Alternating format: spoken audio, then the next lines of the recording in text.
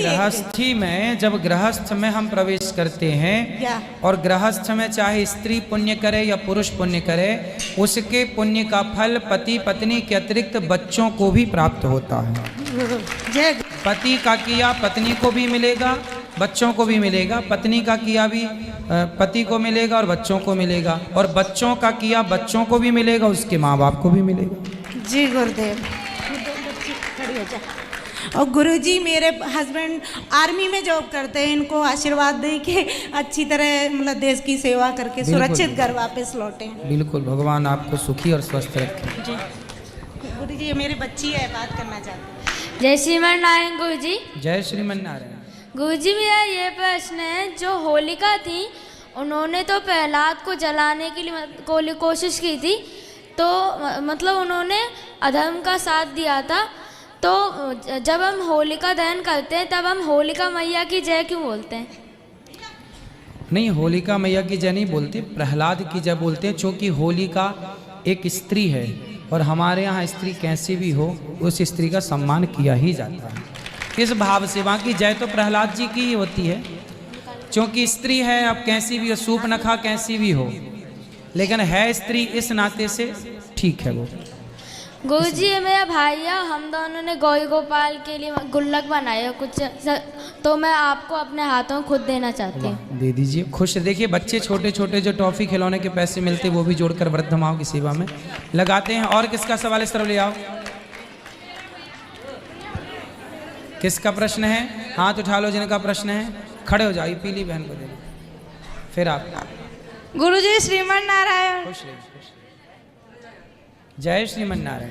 गुरुजी मैं ये पूछ रही थी कि मेरे यहाँ जैसे बहुत ज़्यादा सूखी हुई तुलसी है, तो अभी अभी अभी अभी अभी मिल जाएगी जी। तो एकादशी के दिन, पूर्णवासी के दिन हम हवन कर सकते हैं तुलसी, सूखी तुलसी पे? हाँ, सूखी तुलसी की लकड़ी हवन में यूज हो सकती है। गुरु मंत्र का कर सकते हैं? हाँ, गुरु मंत्र का, पर स्त्रियों को हवन नहीं, जब विवाह हो जाए तो पति के साथ पीछे बैठ के हवन करो। तो गुरुजी उतना सूखी तुलसी तो मैं क्या, एक बोझा है, बहुत सारा है। तुलसी है तो अच्छा है ना, रखो।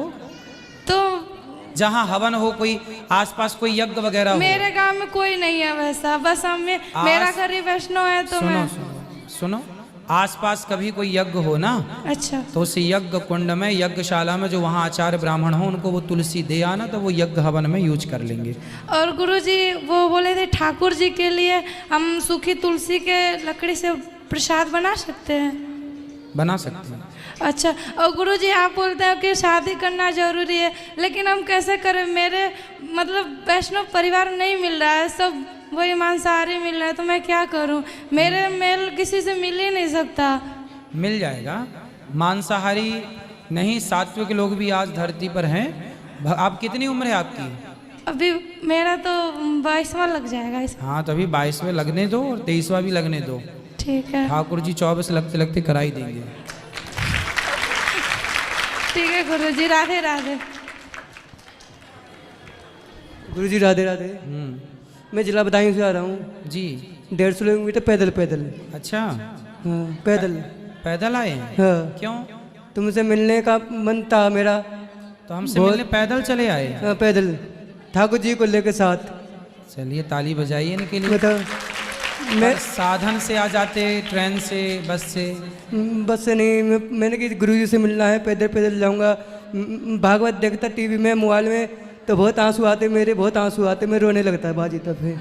अच्छा है। मेरे माँ बाप खत्म हो गए, मैंने भगवान का भेष रखा, तो गांव वाले कहते हैं ये पागल है, पागल है, ये मूर्ति कौन सी ले जाता है गांव में कोई बात नहीं, आप भगवान से ऐसे ही प्रेम करते रहिए। हम पागल हैं भगवान नाम पे। भगवान तो पागलों को ही मिलते हैं, जो भगवत प्रेम में पागल हो जाता है, समझदारों को थोड़ी मिलते हैं, होशियारों को नहीं मिलते, प्रेमी पागल भक्तों को। खुश रहो। और किसका प्रश्न है? ये मैया को देना, वो सोफे में बैठी चश्मा लगाए। हाँ, और किसका प्रश्न है? गुरुजी राधे राधे जी। गुरुजी पहले तो आपको आंवला नवमी की बहुत बहुत बधाई हो।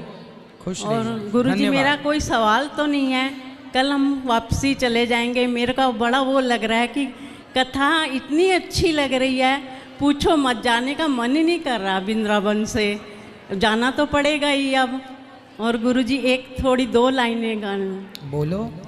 गुरु मेरी पूजा गुरु गोविंद, गुरु मेरा पार ब्रह्म गुरु भगवंत। गुरु मेरी पूजा गुरु गोविंद, गुरु मेरा पार ब्रह्म गुरु भगवंत।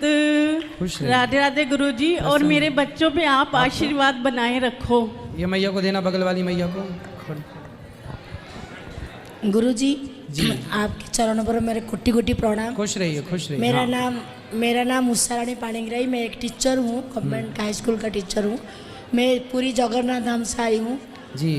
3 साल से मेरा सपना था आपके प्रवचन को सुन के विशेष प्रभावित हुई है मेरा परिवार। 3 साल से जुड़ी हुई और मेरा कॉलीग भी आपसे जुड़ा कर दी। और गुरुजी मेरा मन को शांत कर दीजिए, एक जगह पर स्थिर कर दीजिए। मैं आपसे दीक्षा ली हूँ। अब बोलो, कोई सवाल है, कोई प्रश्न है? प्रश्न नहीं है, आपके तो मैं हर समय सुनता हूँ। कृपा आशीर्वाद बिल्कुल, कीजिए। कृपा बनी रहे आप पर, आशीर्वाद है। एक खुश रहो। जगह पर शांत कीजिए। बेटा वहाँ ले जाना, माइक खड़े हो जाओ आप, वहाँ जाओ फास्ट। सब बैठे रहिए, सबके पास आएगा माइक। जिनका सवाल है कोशिश करेंगे कि आपकी सेवा कर सकें।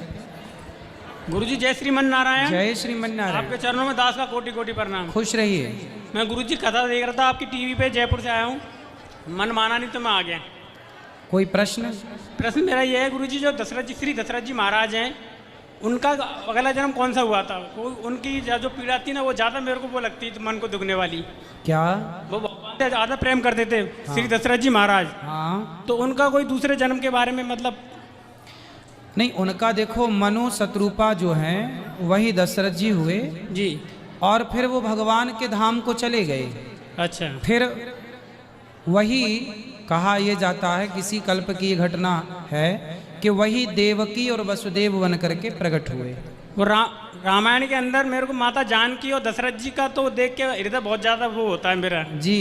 उनका ज़्यादा तो माता जानकी इतनी कोमल थी, उन्होंने जंगल में लकड़ियाँ काटी, बच्चों को पाला, तो वो सबका ही था अच्छा, लेकिन वो मेरे को ज़्यादा वो लगता है प्रिय श्री दशरथ जी महाराज जी का और उनका।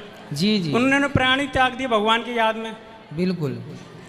इसलिए ये घटना इसलिए घटी कि हम सीखें कि हमें भी भगवान से कितना प्रेम करना चाहिए। ये घटनाएं हमें सिखाती हैं। गुरु जी प्रणाम। खुश रहिए। महाराज जी के चरणों में कोटि कोटि प्रणाम, साष्टांग धन्यवाद। खुश रहिए। महाराज जी, हम आपसे ये प्रश्न पूछ पा रहे, हमने सोचा ये था कि हम परमानंद जी महाराज से ये प्रश्न पूछेंगे, लेकिन सौभाग्य मिला कि आपसे ये प्रश्न पूछ पा रहे कि यदि जीवमात्र का एक लक्ष्य है भगवत प्राप्ति, मोक्ष, तो इस पृथ्वी या मृत्यु लोक में आने का कारण क्या है?